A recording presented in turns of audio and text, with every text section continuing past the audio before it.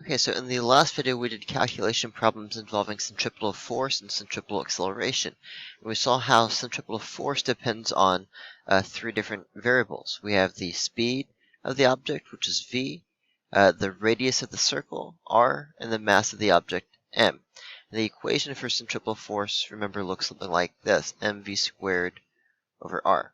And by the way, the only thing being squared in this equation is v, so in the calculator you would do v squared first, and then multiply by the mass, and then divide by the radius. Okay, now, one of the issues with this equation is that practically speaking, it's not so easy to measure the speed of an object directly. And so what we're going to look at right now is one method that can be used to calculate the speed of an object that's moving in circular motion using what's called its period. Okay, so let's take a look at the definition of period. If you read what it says here on the slide, you can see the definition of period is that period is the time it takes for an object to complete one full rotation or revolution. And it's important that you understand the definition of period because there's not really an equation for it necessarily. Any calculations you would do to find the period of an object is based on the definition. Okay, so again, let's take a look at this. For an object moving in circular motion, the period of an object is defined as the time. Okay, so that means period is a measurement of time. It takes the object to complete one rotation or revolution. Now, the symbol for period, because it is a measurement of time, we don't use a lowercase t, which is just any old time, but we use a capital T for period. You might ask, why don't we use like a P for period? That's because we use P for momentum and power. And we'll see both of those used later on. But we use a capital T as a symbol for period because it is a time. It's specifically the time it takes for an object to complete one rotation or one revolution. Okay, so for example, it takes the Earth about 365 days to completely revolve around the sun one time. That's called a year. And so we would say that the period of Earth revolving around the sun is 365 days. Okay, likewise, it takes the Earth about 24 hours to rotate one time on its axis fully. We call that a day.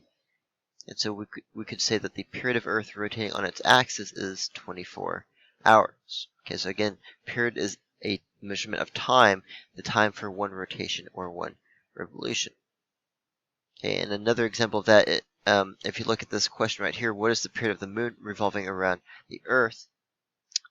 It's not exact, but the period of the moon, I'm going to write T, capital T for period, of the moon is approximately 28 days. It's somewhere around a month, which is why we get cycles of the moon, starting with a new moon and then ending in a full moon, about once a month-ish on average. Okay, now because period is a measurement of time, the unit for period is usually in seconds, although sometimes other units of time can be used. Like up here we saw days or hours being used to measure period. Typically when you're doing calculations with period though, you are measuring that in seconds. Okay, now the reason we care about period is because it's difficult to look at something and like be able to tell how fast that object is moving just by looking. Okay, but if you have an object moving in circular motion, period is something very easy to measure. All you have to do is, watch it spinning around in a circle, take out a stopwatch and time how long it takes to go around one time. Okay, and as we'll see on, here in a minute, it's very easy to use a period calculation to actually go back and calculate v, and then once you have v, you can calculate things like centripetal acceleration or centripetal force if you want. Okay, so that's why we're talking about period, because it gives us an easy way to do a measurement and calculate v. But before we get to that, let's do a few basic calculations with period. Okay, so take a look at example 5. Example 5 says a merry-go-round takes 2.4 seconds to complete 2 full revolutions. The question asks, what is the period of the merry-go-round? Remember, the symbol for period is a capital T. Now, the only way to answer this question is by knowing the definition of period. Okay, so just to remind you, period is the time it takes an object to complete one full rotation or 1 revolution. So let's think about this logically. If it takes 2.4 seconds to complete 2 revolutions, then the time for 1 revolution, you just divide by 2, boop, and then you would do 2.4 divided by 2, and that would be 1.2. So the period of the merry-go-round would be 1.2 seconds. That's not some super secret equation I'm using, that's just the definition of period. Okay, finding the time for 1 rotation or 1 revolution. Alright, see if you can do the second part of example 5 on your own. It says a planet is observed to complete 4 full revolutions in 28 days. What is the period of revolution for this planet in days? Okay, so try to do that one on your own.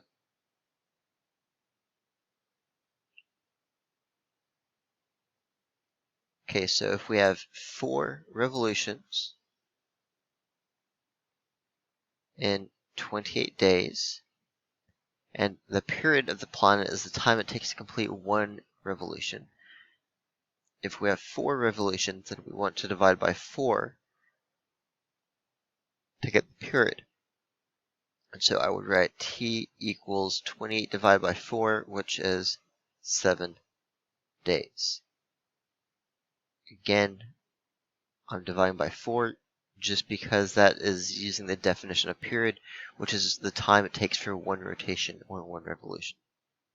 Okay, so pause there if you need to look at that some more.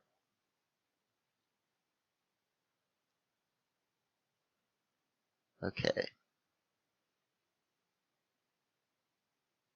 Okay, now take a look at example 5.5 and try to answer this question on your own. Which of the following statements about circular motion is not correct?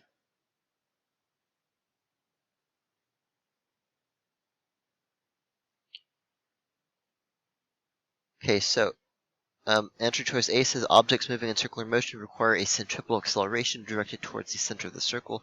That one is definitely a true statement. Remember, centripetal means center-seeking, and so the direction of the acceleration for circular motion is always towards the center of the circle. Okay, B says objects moving at constant speed in circular motion are not accelerating. That statement is not true. Okay, and so that is the answer to this question. The reason it's not true, we talked about that in the first video, is even though the object might not be speeding up or slowing down, the direction of the velocity is still changing. Because the direction is changing, the object's velocity is changing, which means it is in fact accelerating, because velocity has direction. Okay, so speed does not have direction. You can have an object that's not moving faster or slower, but if its direction is changing, it's still accelerating. C says in order to move in a circular path, one of the forces on an object must provide the centripetal force on that object. That is true. Remember, the centripetal force is a net force, and so it must be provided by some other force that we've talked about before. And then D, the period of an object is defined as the time it takes that object to complete 1 full revolution or rotation. That's definitely true. We just talked about that. Okay, so let's see what we can do with period. Alright, so we're going to take a look at our very last equation for this unit. And I'm going to show you how you can actually use period to calculate V. Okay, and that's that linear speed or linear velocity that we've seen before.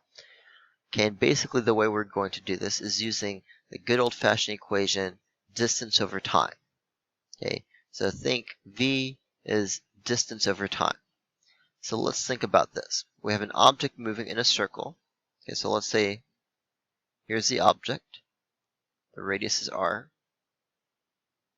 And let's say it's moving in a circle. I apologize for my bad circle. And let's say we want to find v. Okay, so the distance, so think about it like this. So this object is moving in a circle. Let's say it's going counterclockwise. In one period, this object will go all the way around one time. That's the definition of a period. Okay. In that time, the object is going to travel a distance equal to the circumference of the circle. And I know it's been a while, but at some point in your life you learn that the equation for circumference of a circle is 2 times pi times the radius. Okay, the circumference of a circle is 2 pi times r.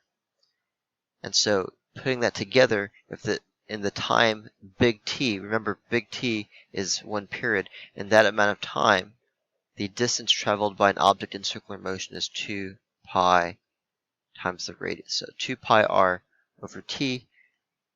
And so basically what that means is if we know what the radius is, if we can measure the period, which we talked about before, that's easy to do like in real life because you can just look at whatever object it is and count how many seconds it takes to go around one time, then you can measure v.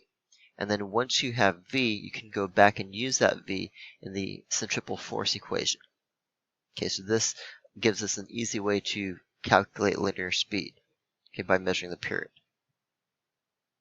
All right, so pause it there, make sure you add that equation to your notes. We only have 3 equations in this unit.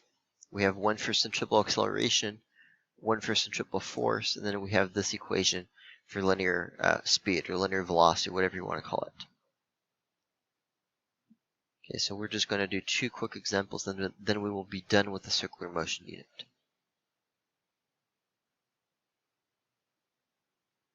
Okay, example 6. Example 6 says, a ball is swung on a 1 meter long string such that it completes 20 revolutions in 10 seconds. Calculate the period of the bucket, and then what is the linear speed of the bucket?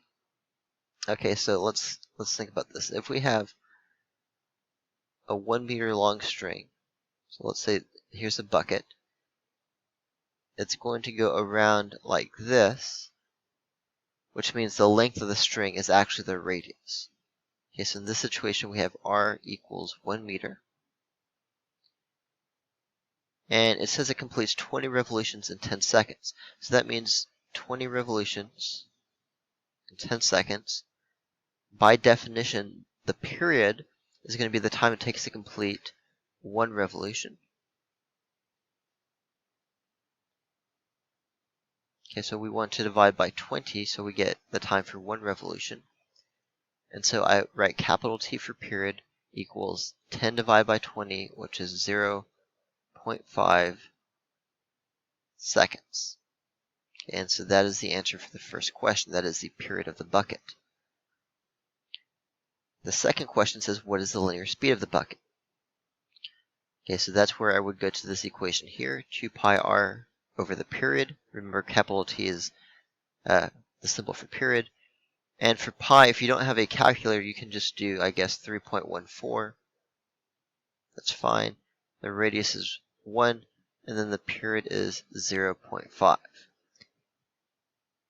Okay, if you have a scientific calculator, you do have a button on your calculator for pi, which you can use if you want. And if you don't have that, then you can obviously just do 3.14 for pi. And so I'm doing 2 times 3.14 times 1 divided by 0.5. The answer you should get is 12.56 meters per second. Okay, so there is the linear speed of the bucket. Okay, so there is our V. Pause there if you need to look at that some more.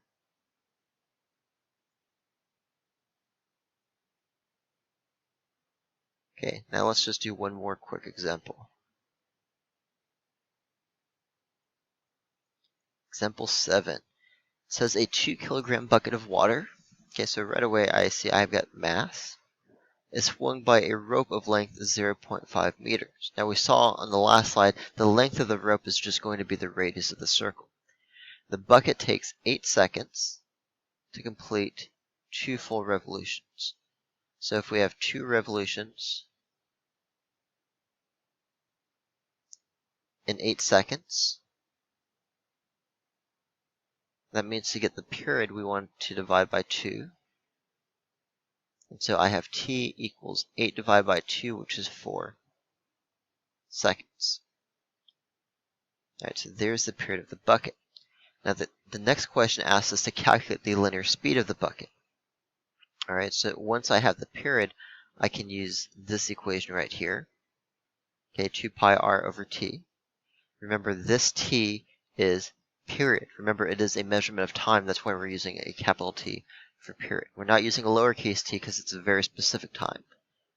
So we're going to do 2 times 3.14 times the radius of 0.5, and then divide by the period of 4. And I'm just going to type that into my calculator.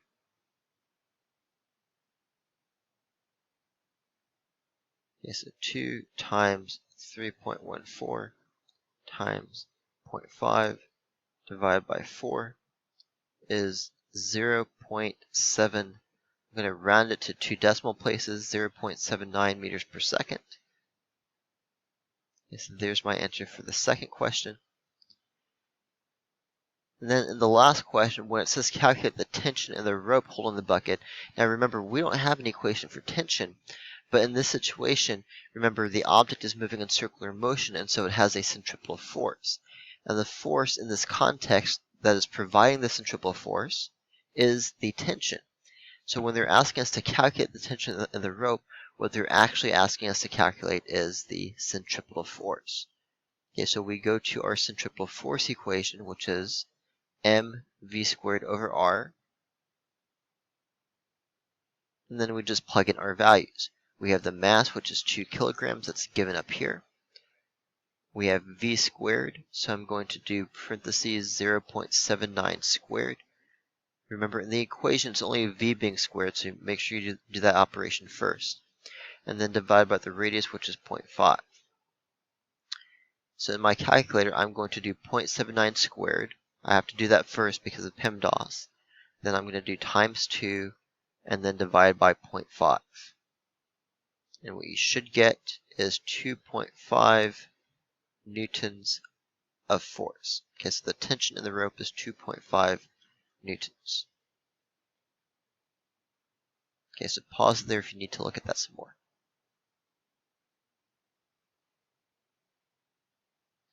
Okay, so we are basically done with the circular motion unit at this point. We've talked about the concept of rotation and revolution. We've talked about centripetal force and centripetal acceleration, what directions those act in, why they have to exist, how to do calculations with those things. And then we've also talked about the concept of period and how you can use the measurement of period to find v, the linear speed. And once you have that, you can use that in the centripetal force or the centripetal acceleration equation if you want. Okay, so we are done with the circular motion unit. You should now be able to finish your last practice assignment. As always, please let me know if you have any questions, and I'll see you guys in the next video.